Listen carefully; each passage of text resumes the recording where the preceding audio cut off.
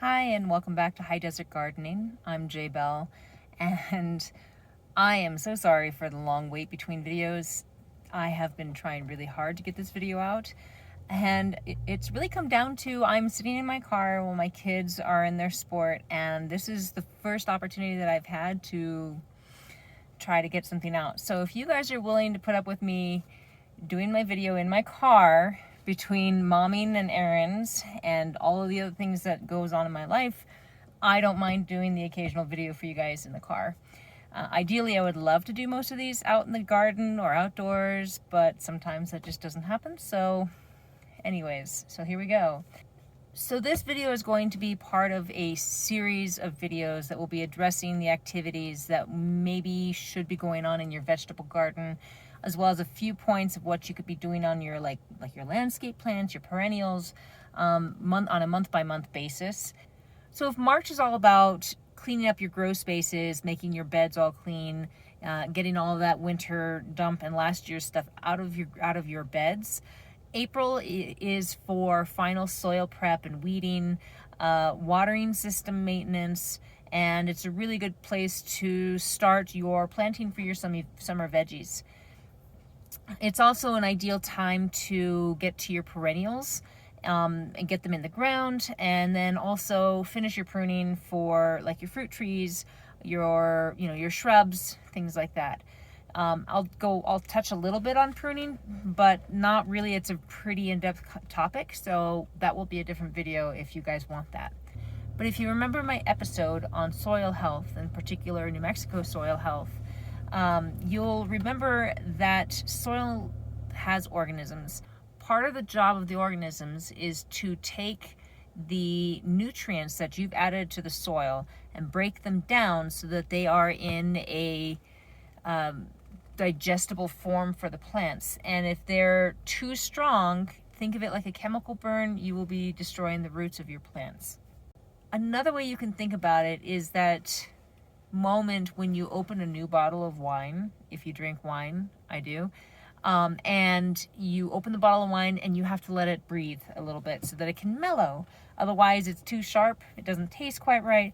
Kind of like that, you just need the soil to mellow for your plants so that it's right at the right level for them. This is why we try to amend and fertilize in March, because it gives it a few weeks for all of those nutrients to settle down before we're ready for planting in April and May. April is also a prime time to get ahead on your weeding. This is where it starts, guys. The plants that most people consider to be weeds also tend to be the most aggressive and the fastest growers. They have deeper tap roots, which mean kind of like a carrot is a tap root. If you pull up like dandelions, they have that one really thick root. That is called a tap root. And the purpose of that is to get down and deep into the soil, get the most moisture, and do it quickly so that other plants around can't compete, which is the number one reason we are weeding our vegetable gardens, so they don't outcompete your plants.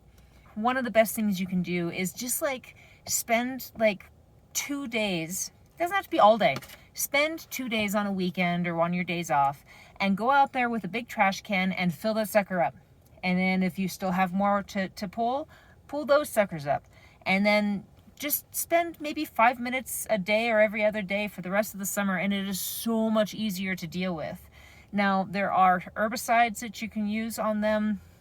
There are pre-emergents that you can use on them. I am not a huge lover of chemicals. I am a big believer in just good old-fashioned elbow grease, because I think that it's more efficient in the long run. But not everybody is of that belief. So if you are going to use some kind of chemical, please, please, please make sure that you are following the instructions on the back of the herbicide or the chemicals that you are using. A lot of people don't know this. You are entering into a legal agreement that you are going to follow the instructions on the back of that canister. And if they find out you have it and you cause damage, you could be in trouble. So read those instructions. Stay on top of your weeds. If you let them go to flower once, they're going to make seeds and they're going to poof all over your yard, and the next thing you know, you're going to have weeds everywhere. There's a common saying that if you let your weeds go for one season, you're going to have weeds for 8 years. And it's no joke. It's serious. It's a lot of work. And if any of you are coming from yards where, I mean, you're starting with weeds, man, you know, it's going to be a long journey, but it is worth it, and keep up with it. You got this. On to watering systems. If you are like, well, most people in New Mexico who are growing things successfully, you may have a watering system. Either that, or you're really tenacious with your hand watering, and I tip my hat to you, because holy cow. But if you haven't checked out my video on watering, I really recommend that you take a look at that, because, and I'm going to say this again, watering in New Mexico is an art form. It's something you have to dial in on. It is not an instant fix. There is no one size fits all. It is just figure out how it works in your yard. For the month of April, make an appointment to turn on your system, however that looks, and walk the entire line, because inevitably every spring I wind up with a leak somewhere. Either one of my emitters has busted off, or like this year I had a coupling where I had done a repair. The entire coupling just completely shattered, and I had this lake in my backyard. Sorry, Water Authority, I did not mean to do that. I fixed it. What I do is I will take a pencil and a paper with me, and I will walk the entire length of my watering system in the front and the back, and then I will make note of all the spots that need fixing. And I'll be like, oh, I need an end cap for that, and I write down how many I need. And then this is the trick. Let me give you the best tip that I ever figured out in 20 plus years of gardening in Albuquerque. You add some more of those repair parts to your list for when you go shopping. You're gonna go get more than you need today. And this is why. Because inevitably, you are going to wind up with at least one extra leak in the summer. It'll be right in the middle of summer. It'll be like July, and it'll be 105 degrees, and that's when the leak is going to decide it's going to happen. And so you're going to be like, don't come after me, Water Authority. I turned off my water. And then you go and you turn off your watering system. Don't do that. But this is what happens when you do that. This might be from experience. Let me tell you. You turn off that watering system and you say, I'm going to go buy that part I need. And then you can't do it that night. You're making dinner, or you're helping kids with homework, or I don't know, you're working late. The next day, you're like, oh, I'm going to go get them after work. You forget. And then, you know, it's like a weekend, and you're like, oh, I want to relax. Long story short, by the time you buy that watering system repair part, it has now been 2 weeks, and it's the height of the growing season, and it's in the high 90s to low hundreds. And all of those plants are parched because you're used to having a watering system, and you forgot to water, and there's no watering system. Don't do it. Go buy yourself extra parts and have them ready at home, so that even if you have to wait till the next day, even if it's 3 days later and you've turned off your watering system, you can be like, oh no, I forgot. And then you go and you fix your watering system and you're good, because you don't completely murder your garden because of one leak. Oh my God, let me tell you. Don't be Jay. Don't do it.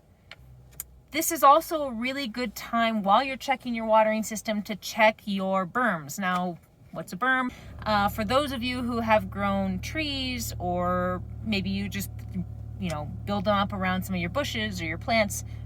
A berm is when you hump the soil around a plant, around its roots, so that you can make a little well for water to stand in when you're watering, so that it can soak in slowly, because our soil doesn't really like to absorb water quickly.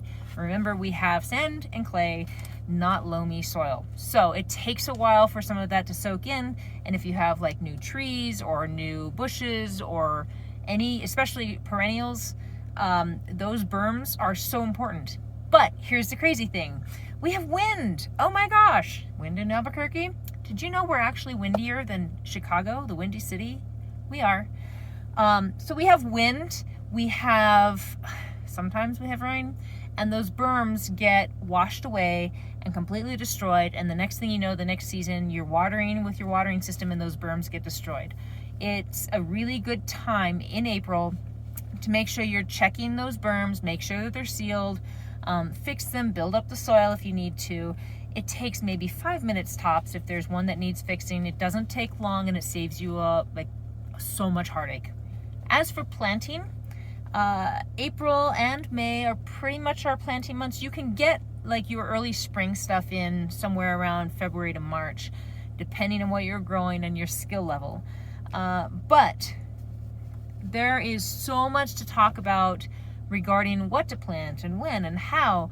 Those will all have to be different videos. So if there's a particular plant that you want to know about, or a particular skill set that you want to know about, I'm happy to make some videos. In fact, I have a thought in my head. I'm going to do a little how-to of how I plant my tomatoes, using some tricks that I've learned from friends over the years, some farmer friends, and just, you know, people who are more experienced than I am. And there's a lot of you guys. Thank you for sharing your wisdom with me.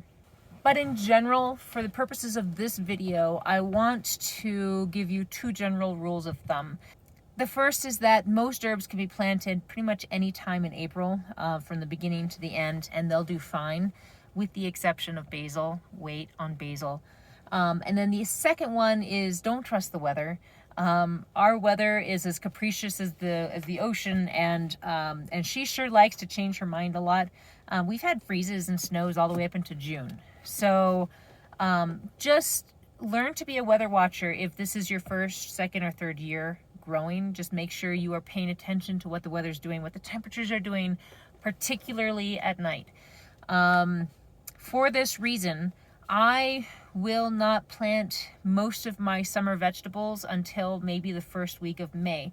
And I have planted earlier than that, but it requires a lot of extra work, which right now with teenagers and cats and a house to run and, you know, work to do, I don't have the extra energy to do the extra work right now at night. I would love to. It would mean an earlier harvest by a few weeks, but I need the time now. So I'm gonna wait to plant things like my eggplant, my tomatoes, my basil, my peppers. My squash is gonna be even later. You know, I'm gonna plant all that probably the first week of May. Most of the plants that I just talked about, they prefer temperatures no lower than 50 degrees, and our nights don't reliably stay above 50 degrees until like mid-May. So I'm a little bit impatient. I'll be planting some of them pretty soon here, but I will be obsessively watching the weather station to make sure that my hard work hasn't gone to waste.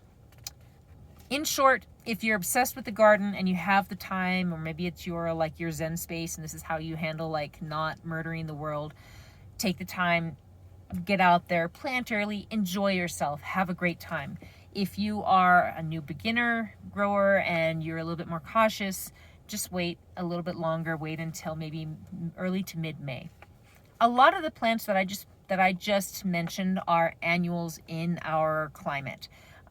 Which means that they live one season and then they die in the fall, basically. They complete their life cycle, or they complete this life cycle that we want them to complete. But not all of the plants we plant in the garden are annuals. The ones that stick around for multiple years, whether it's 2, 3, 8 years, they're called perennials. You know, a lot of you know this, but there was a time I didn't, so I'm here to teach you. Most of your perennials in your vegetable garden are going to be things like asparagus, strawberries, artichokes, chard, most of your herbs. Basil won't make it, but you know, like thyme, oregano, sage, those will go through the winter. And those will come back year after year, and you can benefit from them year after year. But that's not just our vegetable garden. It's most of your landscape plants are going to be perennials. So if you're wanting to plant new landscape plants, this is the perfect time for it as well. So things like your autumn sage, your salvia, grasses, butterfly bushes, because these plants are made for this type of poor soil that we have. So if you amend that soil, you're actually going to wind up burning those plants and killing them. Less work on those is better. And finally, if you haven't finished pruning your fruit trees and your shrubs from last year, this is a good time to get to that. I usually wind up pruning my roses in April. I prune my fruit trees in April. I will prune my lilac after it blooms. So all of this is going on, and that first prune is really important because it helps the plant to activate its growth hormones so that it grows vigorously. A lot of people who are rose experts will tell you that that first heavy prune is so essential to get a good growth out of your rose bush. Now, I'm not an expert on roses. I have 2 rose bushes and I have kept them alive and blooming. So yay, I'm growing roses, but I'm not an expert. Just consider this your public service announcement, reminder to please get out there and prune your plants. And here's the big one. Make sure when you take your pruners and you're pruning one plant, you wipe them down with alcohol, rubbing alcohol, because you are effectively doing surgery on your plants, and you wouldn't take a scalpel from one person and put them in another one without cleaning it first. The same goes for your plants. You can spread disease if you are pruning your plants and you're not cleaning your cutting implements in between. And lastly, I really want to tell you guys about this amazing book put out by Albuquerque Extension Master Gardeners organization. It's called Down to Earth, and it's an Albuquerque gardening guide, and it is pure gold. It's the ultimate growing guide, taking you all the way from growing basics to what to expect from month to month. It talks about ornamentals, landscaping, specialty, and vegetable gardens. There's a fantastic section in the back for resources. For example, did you know that the state will send you low-cost trees for your property of 1 acre or more with the intention to reforest swaths of land? Like, seriously, there's some amazing information in here. I'll include a list of the places you can pick this book up in our description below. Feel free to add any locations that you guys know about that I missed. I did call around. That list is accurate as of 2023. I will attempt to keep that updated in years going forward. You guys all seem to really be intent on me continuing to make videos, and I'm really grateful to you all for it. So I'm going to do my best to live up to your guys's your guys' needs and hopes for this channel.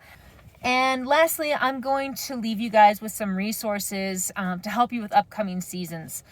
Some of them are nurseries that I visit on a regular basis when I need to talk to someone who's more knowledgeable than me. But the nurseries I'm putting below are going to be the kind of place that you're going to want to visit if you need to talk to someone who has more knowledge than a typical box store employee. I'm talking about like Lowe's and Home Depot. They have good low-cost items, but you know, their employees they're not horticulturists or anything. They're not specialists in anything other than retail, which is great. I've been there, I've been that person, but most of them, if you ask them whether a Gerber daisy is going to do better in sun or shadow, most of them won't know. So if you want to be able to ask those questions, these places below in the descriptions below are going to be the places you're going to want to go for those questions. Incidentally, a lot of them also happen to be the places that carry the Down to Earth book. So, you know, 2 birds, 1 stone. Go ask some questions, pick up a book, and maybe some plants. Don't tell anyone.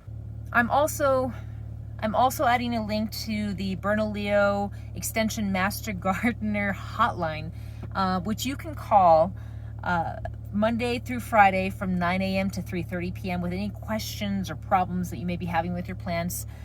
These are master gardeners who are certified. You know, we all have specialties in different areas. If we don't know the answer, we'll find someone who does. And we love geeking out about plants, so we would be happy to help you. If phones are not really your thing and you guys like to go to the growers markets, make sure you stop by and say hi. Come out and see us. We're going to be at the Los Ranchos market and the downtown markets. We have tables for answering questions from 8 a.m. to 11 a.m. every Saturday at the downtown for the summer.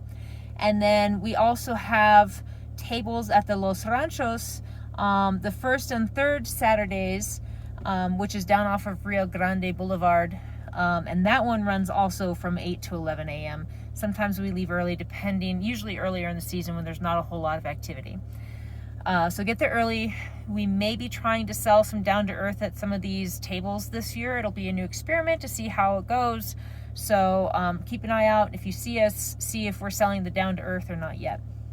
And then lastly, if you are a library person, we do have tables at the libraries around town. I will be including which specific libraries we are currently setting up tables in this year.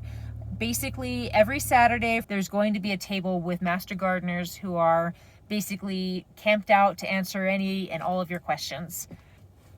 So there are so many ways for you to reach out to your master gardeners. And this is just Bernalillo. We are everywhere around the state. So if maybe you're in a different part of the state, or if you're in a completely different state, you have master gardeners in that area. You just need to look up master gardeners and then your city name. And they should have similar programs as far as, outreach so that you can ask questions. So anyways, somewhere between driving my kids to sports and running them to school and doing events and all of the music events, I will be outside, hopefully, working on my soil, weeding, maintaining my watering system, and trying not to plant too early. Wish me luck. Anyways, that's all for now. Happy spring, and I'll see you next time. Take care.